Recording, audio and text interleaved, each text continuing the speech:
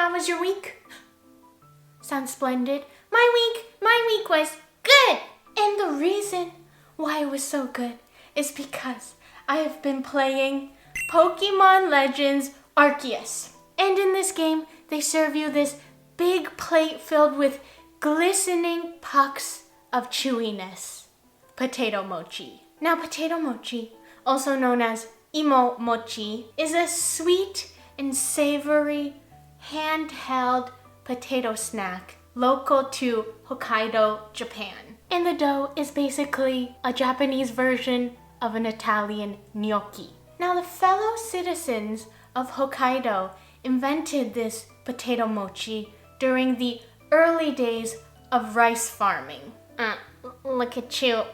What does rice farming have to do with potatoes? Well, since Hokkaido produces an abundance of potatoes every year in Japan, 80% to be exact, instead of using glutinous rice when making mochi, the citizens would make potato mochi with 100% potato instead, which is very resourceful. So yes, even though this dish is called potato mochi, there's actually no need for glutinous rice flour. And on top of that, potato mochi is so much easier to knead and form into shapes than traditional mochi. So let's get potato mochiing.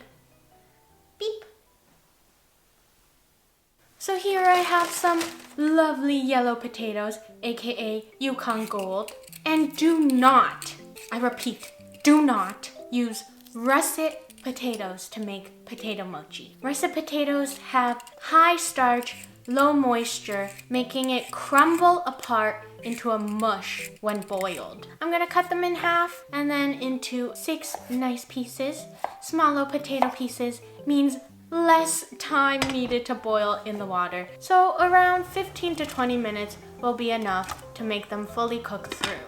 Once you can effortlessly poke a chopstick through the potato, then you're good to go.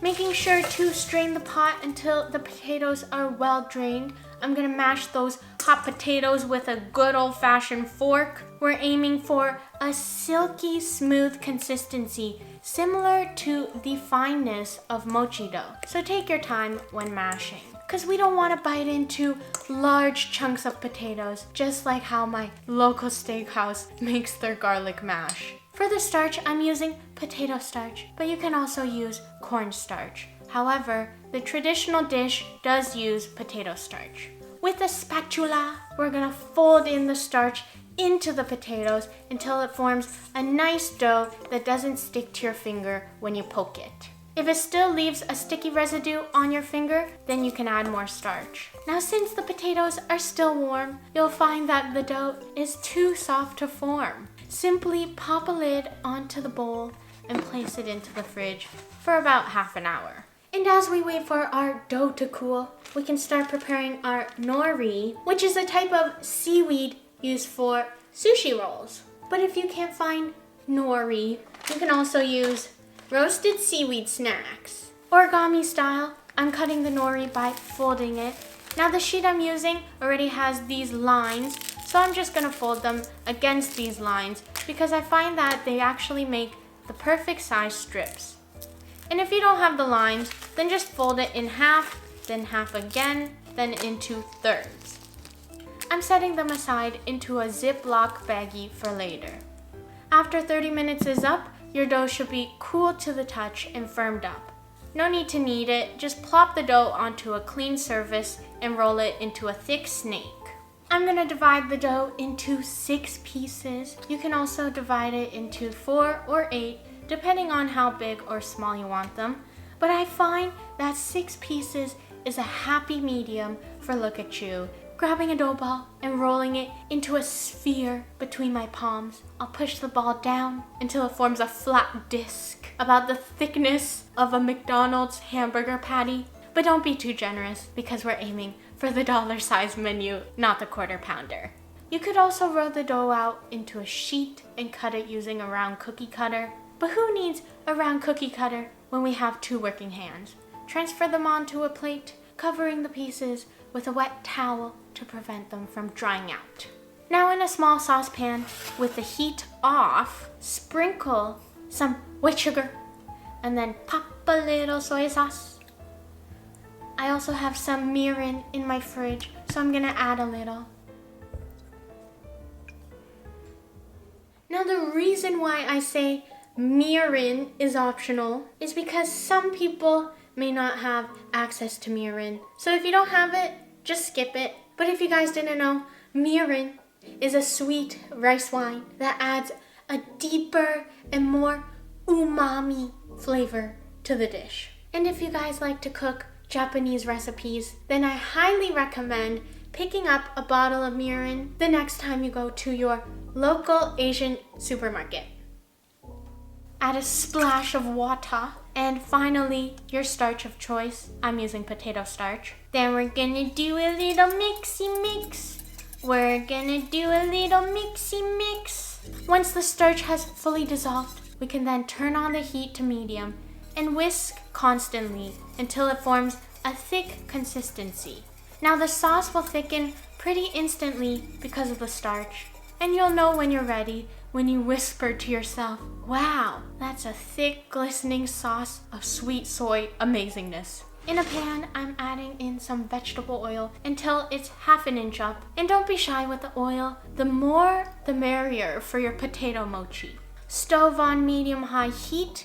We're gonna shallow fry these bad boys in batches until crispy golden brown. Now, if you insist on making this a little healthier, you could just pour in a few tablespoons of oil and pan fry them, but it just won't be as crispy. You know, it's just like making a pizza. We see all those healthy pizza hacks, like using a portobello mushroom instead of pizza dough. But I say, if you're gonna eat a pizza, eat it how it's traditionally made, and it'll make you much more satisfied. Now the potato mochi has crisped up beautifully after frying for a minute on each side. We're aiming for the mochi to be crispy on the outside and chewy on the inside. Toss them onto a wire rack, and whoa, those look crispy golden brown.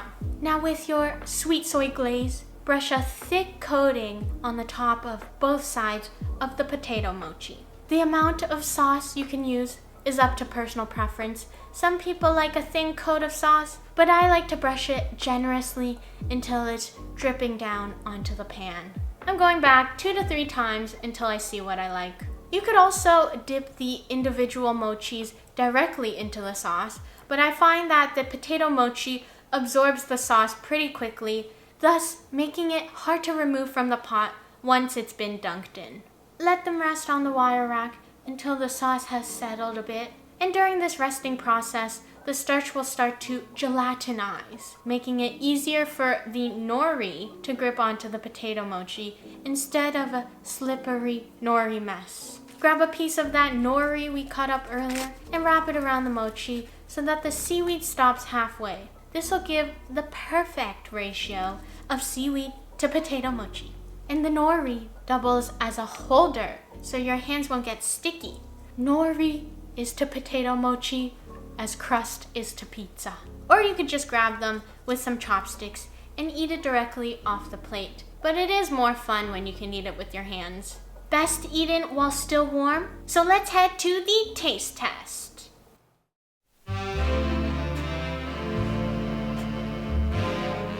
Alright, so this is the finished product. And let's begin the taste test. And I'm super excited. Alright. Do a little close up. Ooh, look at that. Gorgeous. Just like you. Alright, first bites for you. Nom nom nom.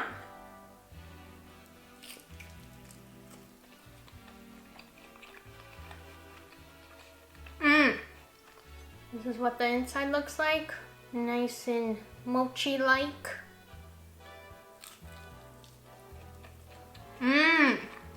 Very similar consistency and texture as mochi. Obviously less chewy. The texture is similar to gnocchi. So not too chewy, but it has a slight chew. You can hear that crisp. The sauce tastes like teriyaki sauce, minus the garlic. This basically tastes like if you were to deep fry gnocchi and then instead of pasta sauce, you would use teriyaki sauce. Nice, savory, and slight hint of sweetness. This is definitely still a savory snack, even though we put quite a lot of sugar. And now I can truly experience Pokemon Legends Arceus through this potato mochi. Alright, so this gets LookCatchu's stamp of approval. And if you like this video, please give it a thumbs up and please subscribe to my YouTube channel. I post once a week. And I'll see you guys next time.